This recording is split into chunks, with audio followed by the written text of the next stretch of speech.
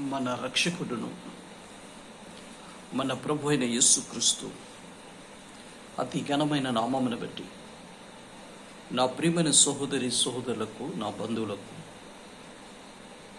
ఆత్మపురులైన దైవజనులకు, ప్రతి నిత్యము ఈ వాక్యాన్ని వీక్షిస్తున్న ఆ సహోదరి సహోదరులకు నా ప్రేమపూర్వకమైన వందనాలు. దేవుడు మిమ్మలను, మీ కుటుంబాలను సమృద్ధిగా దీవించునుగాక. దేవుడు నాకు ఈ సమయాన్ని ఇచ్చాడు. నేను ప్రభువుకి ఎంతగానో కృతజ్ఞతుడనై ఉన్నాను. చూడండి, యోధా పత్రికలు 1:1 ఆయన రాయబడిన మాటను మనం చూస్తే, పిలువబడిన వారికి శుభము అని చెప్పి రాయినది. ఈ పత్రిక రాసింది ఎవరు అంటే యేసుక్రీస్తు సహోదరుడు యోధా. ఈ పత్రిక రాసి పిలువబడిన వారికి శుభము అని చెప్పి ప్రారంభించాడు. ఆలోచించండి, ఈ లేఖనాన్ని మనం చూస్తే పిలువబడిన వారు దేనికి పిలువబడ్డాం? పెళ్ళికా, భోజనానికా? మరి మనం దేనికి పిలువబడినట్లు అని అంటే కొన్ని మాటలు నేను మీతో పంచుకోవటానికి ఇష్టపడుతూ ఉన్నాను. మీరు పేతురు పత్రికలోకి వెళ్తే అపొస్తలుడైన పౌలు పేతురుకి రాస్తూ, మీ చీకటిలో నుంచి ఆశ్చర్యకరమైన వెలుగులోనికి ఆయన మిమ్మలను పిలిచాడు. ఎక్కడి నుంచి పిలిచాడు మనల్ని అంటే చీకటిలో నుంచి ఆశ్చర్యకరమైన వెలుగులోనికి ఆయన మనలను పిలిచాడు. ఎందుకు పిలిచింది అనంటే, రాజులైన యాజకు సముఖములోనికి ఆయన గుణాతిశయము ప్రచురించేదానికి దేవుడు మనల్ని పిలిచినట్లుగా మనం పేతురు గారు మాట్లాడతారు. నా ప్రియమైన సోదరి సోదరుడా, మరి ఆలోచిస్తే పిలుపు, ఆ పిలుపుకు అపొస్తలుడైన పౌలు అంటాడు, పిలుపుకు తగినట్లుగా మీరు బ్రతకాలి. ఆ పిలుపుని, పిలిచిన పిలుపును తగినట్లుగా మనం బ్రతకాలని లేఖనాలు ఘోషిస్తూ ఉన్నాయి. మొదటి కొరింథీ పత్రిక 1:9 చూస్తే, తన కుమారుడు సహవాసానికి ఆయన మనల్ని పిలిచాడంట. ఆ పిలిచిన వాడు నమ్మదగిన వాడు. మన పిలిచిన దేవుడు ఎలాంటి వాడంటే నమ్మదగిన దేవుడు. ఆరాధించుకునేదానికి, మనం ప్రార్థించుకునేదానికి సుచరిత్ర కలిగిన దేవుడు. అందుకని అక్కడ మన అంటాడు, ఆయన సహవాసానికి మనలను పిలిచాడు. ఆ పిలిచిన దేవుడు నమ్మదగిన దేవుడు కనుక ప్రియులారా, ఆ నమ్మదగిన దేవుడికి సహవాసంలోనికి ఆయన మనల్ని పిలిచినట్లుగా మనము చూస్తున్నాం. కొన్ని మాటలు మనం ఇక్కడ చూస్తే, రోమా పత్రికలో మనము చూస్తే అపొస్తలుడైన పౌలు అంటాడు, రోమా పత్రికలో 1:1 మీరు చదువుకుంటే అక్కడ రాయబడిన మాట ఏంటంటే, పరిశుద్ధులుగా ఉండటానికి దేవుడు మనలను పిలిచాడంట. దేవుడు ఎందుకు మనల్ని పిలిచిందంటే, ఆయన పరిశుద్ధుడు. ఆయన బిడ్డలమైన మనలను కూడా పరిశుద్ధత కలిగి జీవించటానికి, ఆయన పరిశుద్ధుడు కనుక ఆయన వలె మనముండాలని ఆశిస్తున్న దేవుడు. ఆయన ఎదుట మనం నిలబెట్టడానికి, ఆయనతో మనం కలిసి జీవించటానికి, ఆయన నిత్యత్వంలో ఆయనతో మనం ఉండాలి అంటే, ఈ భూమి మీద మనం బ్రతుకుతున్న దినాలలో పరిశుద్ధత, పవిత్రత కలిగి మనం జీవించాలని అపొస్తలుడైన పౌలు రోమీ సంఘంలో మాట్లాడతారు.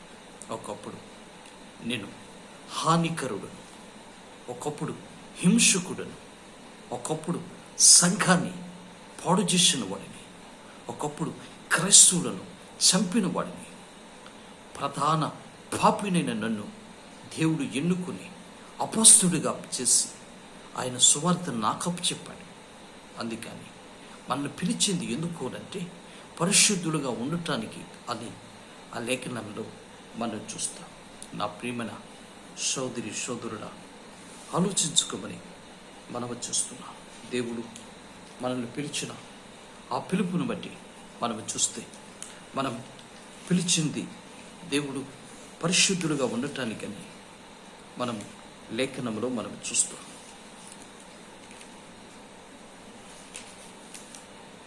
లేఖనంలో మనం చూస్తున్నాం.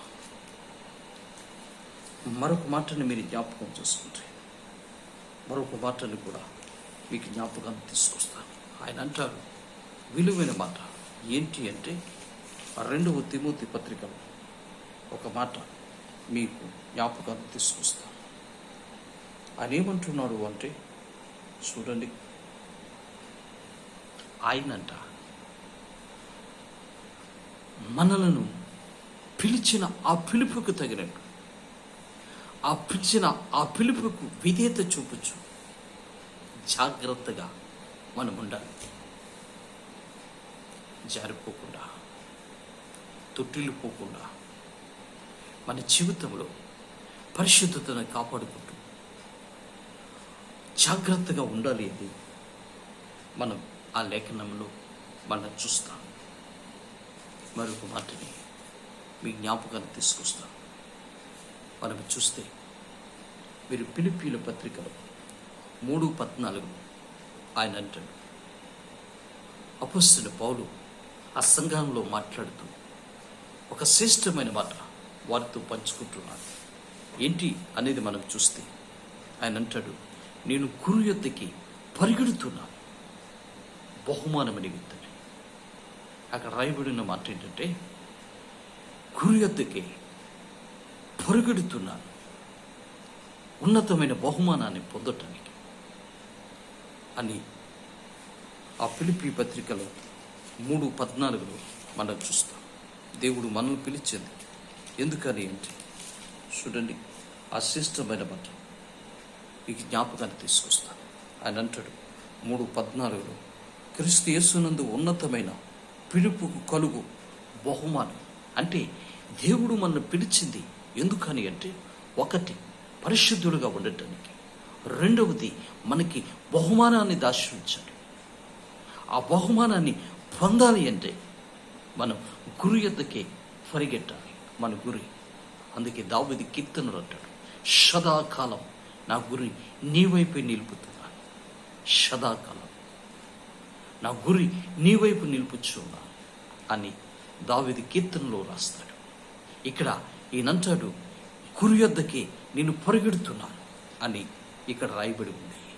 అపొస్తలుడైన పౌలు ఆ ఫిలిప్పీల సంఘానికి ఉత్తరం రాస్తూ, నేను క్రీస్తు యేసు పిలిచిన ఆ పిలుపును నేను గురి యొద్దకే పరిగెడుతున్నాను అంటున్నాడు. ఎందుకని పరిగెడుతున్నావయ్యా అని ఆయన అడిగితే ఆయన అంటాడు, నా కొరకు బహుమానం దాచిపడి ఉంది, నా కొరకు అక్కడ కిరీటం దాచిపడి ఉంది, నా కొరకు అక్కడ నిత్యత్వం దాచి ఉంచాడు దేవుడు అని చెప్పి నేను గురు యొద్దకే పరిగెడుతున్నాను.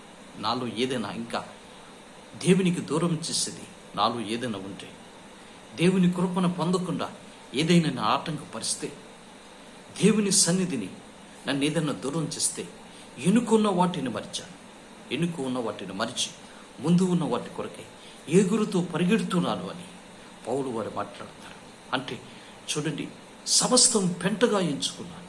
దేవుని కృప ఏది నన్ను దూరం చేస్తుందో, దేవుని సన్నిధిని ఏది నన్ను దూరం చేస్తుందో, దేవుని కృపను పొందకుండా ఏది నా జీవితమును కృంగదీస్తుందో దానిని నేను పెంటగా చేసుకుని ఎనుక ఉన్న వాటిని మరిచిపోయాను. ముందు ఉన్న వాటి కొరకే ఏగురుతో పరిగెడుతున్నానని మనం చూస్తాం. ఎబ్రీ పత్రికలో 12లో మీరు వెళ్తే, సులువుగా సిక్కులు పెట్టు పాపను విడిచిపెట్టి విశ్వాసము కర్తయు దాన్ని కొనసాగించేవాడినైనా యేసు వైపు చూపుచ్చు నేను పరిగెడుతున్నానని ఆ లేఖనాల్లో మనం చూస్తాం. అవునండి, విశ్వాసం కర్తయు దాన్ని కొనసాగిస్తున్న వాడి వైపును మనము చూసుకుంటూ మనం ఎదుట ఉంచబడిన పందెములో మన ఓపికతో మనం పరిగెట్టాలని లేఖనాలు తెలియజేస్తున్నాయి. ఆలోచించాలి. మనం చేస్తున్నాం గురు యొద్దకి మనం పరిగెడుతున్నాం. ఎందుకని అంటే ఆయన మనలను ఒకటి సహవాసానికి పిలిచాడు. రెండవది, పరిశుద్ధులుగా మనం ఉండటానికి పిలిచాడు. మూడవది, నీ కొరకు బహుమానము దాచి ఉంచాడు పరలోకంలో. ఆ బహుమానం అందుకే ఆనందమైన కిరీటమైన మీరే నాకు అని చెప్పి అపొస్తలుడైన పౌలు మాట్లాడతారు. అవునండి, మన జీవితంలో మనము పొందవలసిన ఆ బహుమానం కొరకు, పొందవలసిన ఆ నిత్యత్వం కొరకు మనం పరిగెట్టాలి. మనం మరి ఎటు పరిగెడుతున్నాము అనేది మనం ఆలోచన చేస్తే మన జీవితంలో ఏది మనలను చిక్కుల్లో పడవేస్తుంది, ఏది మన జీవితంలో మనల్ని కృపను దూరం చేస్తుంది, ఏది మన జీవితంలో ప్రభు సన్నిధిని పోగొట్టుకుంటున్నాం, ఏది మన జీవితంలో దేవుని ఆశీర్వాదానికి దూరం అవుతున్నాం, ఏది మన జీవితంలో దేవుని సన్నిధిని దూరం చేస్తుంది, దాన్ని మన జీవితంలో దానిని మనం పెంటగా ఎంచుకుని విశ్వాసము కర్తయు దాన్ని కొనసాగించుతున్న వాడేవైనా దేవుని వైపు తిరుగుతూ మనం పరిగెట్టాలని లేఖనాలు సూచిస్తున్నాయి. నా ప్రియమైన సోదరులరా, దాన్ని పెట్టి దైవ సేవకుడుగా నేను మనవి చేస్తున్నాను. మన దేవుడు పిలిచింది ఎందుకని అంటే చీకటిలో ఉన్న మనలను, చీకటిలో సంచరిస్తున్న మనలను, చీకటిలో జీవిస్తున్న మనలను ఆయన వెలుగు కనుక, వెలుగై ఉన్నాడు కనుక ఆ వెలుగులోనికి దేవుడు మనలను పిలిచినట్లు లేఖనాలు చెప్తున్నాయి. మనల్ని పిలిచేది ఎందుకు అని అంటే చీకటిలో ఉన్న మనలను వెలుగులోనికి ఎందుకు పిలిచాడయ్యా అనంటే ఆయన చొత్తయ్యి ఉన్నాం, మనం ఆయన ప్రజలమై మనం ఉన్నాం. చూడండి, ఆయన పిలిచింది ఎందుకు అనంటే ఆయన స్తుతియాగం చేయడానికి, ఆయనను మహిమపరచడానికి, ఆయనను గణపరచడానికి అని లేఖనాలు ఘోషిస్తున్నాయి. మరి మన జీవితంలో దేవునిని కనపరిచేవారిగా మనం ఉంటున్నామా? దేవునిని మహిమపరిచేవారిగా మనం ఉంటున్నామా?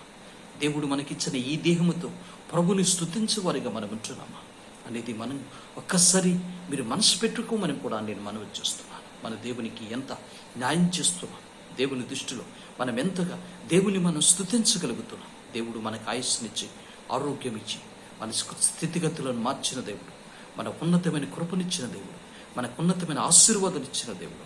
మనం ఈ స్థితిలో ఉన్నామంటే అది దేవుని కృపై ఉన్నది కనుక దేవుని సన్నిధి మనము ఎంత నిర్లక్ష్యపరుస్తున్నాం అనేది మనమే పరిశోధించుకోమని కూడా నేను మనవి చేస్తున్నాను. అందుకే దేవుడు మనల్ని పిలిచింది ఎందుకని అంటే, దేవుడు మనల్ని ఏర్పరచుకున్నది ఎందుకు అంటే ఆశ్చర్యకరమైన ఎరుగులోనికి, తన సహవాసములోనికి దేవుడు మనల్ని పిలిచాడు. అవునండి, అటువంటి సహవాసములో దేవుడు మనం పిలిచాడు కనుక దేవుడిలో మనం ఎంతవరకు దేవునికి మనం న్యాయం చేస్తున్నాం, ఎంతవరకు దేవునిని మహిమపరుస్తున్నాం అనేది మనమే పరిశోధించుకోమని, మన అంతరంగాలని జ్ఞాపకం చేసుకుని ఒక్కసారి మీరు మనసు పెట్టమని కూడా నేను మనవి చేస్తున్నాను. అందుకే అంటాడు, నేను వెనుక ఉన్న వాటిని మర్చిపోయాను, ముందు ఉన్న వాటి కొరకి పరిగెడుతున్నానని లేఖనాల్లో పౌలు వారు మాట్లాడతారు. అవునండి, ఏది మన వెనుక మర్చిపోవాలి, మన జీవితంలో వెనుక ఉన్న దాటిని మర్చి మన ముందు ఉన్న వాటి కొరకే పరిగెడితే మనకు బహుమతి దాచి ఉంచాడు. ఆ నిత్యత్వంలో ఏళ్ళ పరిపాలనలో దేవునితో నీవు నేను ఉంటాము అనే విషయం మర్చిపోవద్దు అని మనం చేస్తున్నాం. దేవుడు సింహాసనం మీద కూర్చొని అదుగు గొర్రెలను మేకలను రివార్డ్ చేసినప్పుడు, ఆ గొర్రెలను వేరు చేసినప్పుడు, మేకలను ఏరు చేసినప్పుడు అది మరి నువ్వే పక్కన ఉన్నావు, ఎడం పక్కన ఉన్న వాటిని ఆయన చెప్తున్నాడు, ఇదిగో మీ కొరకు సిద్ధపరిచిన ఆ నిత్యత్వంలోనికి మీరు వెళ్ళండి అన్నాడు. అక్కడ అగ్ని ఆరదు, పురుగు సావదు. కుడిపక్షంలో వారికి ఇదిగో మీరు ఆ నిత్యత్వంలోకి వెళ్ళండి, అక్కడ మీకు నిత్య మహిమ ఉన్నది అని చెప్పి లేఖనంలో మనం చూస్తున్నాం. నా ప్రియమైన సోదరులారా, దాన్ని పెట్టి దైవశేఖరుడుగా మనం చూస్తున్నాం. ఆలోచించి దేవుడు పిలిచిన పిలుపు ఒకటి, మనం పిలిచింది ఎందుకోనంటే పరిశుద్ధులుగా ఉండటానికి దేవుడు మనం పిలిచాడు. ఎందుకని మనం పిలిచిందంటే ఆయన సహవాసానికి మనం పిలిచాడు. ఎందుకని మనం పిలిచిందంటే ఆయన బహుమానం ఇవ్వడానికి పిలిచాడు. అలా జీవించండి. దేవుడు మిమ్మల్ని, మీ కుటుంబాలను దీవించునుగాక. ప్రేమ నమ్మకమైన తండ్రి, ఆశ్చర్యకుడుగా కొన్ని నిమిషాలు ఈ పాదాల దగ్గర గడపడానికి మీరు ఇచ్చిన ఈ సమయాన్ని బట్టి మీకు స్తోత్రాలు చెల్లిస్తూ ప్రతి నిత్యం ఈ వాక్యాన్ని వీక్షిస్తున్న బిడ్డలందరినీ దీవించి ఆశీర్వదించు. మీ నామానికి మహిమ తెచ్చుకోమని యేసుక్రీస్తు నామములో ప్రార్థిస్తున్నాను తండ్రి. ఆమేన్. దేవుడు మిమ్మల్ని, మీ కుటుంబాలను దీవించునుగాక.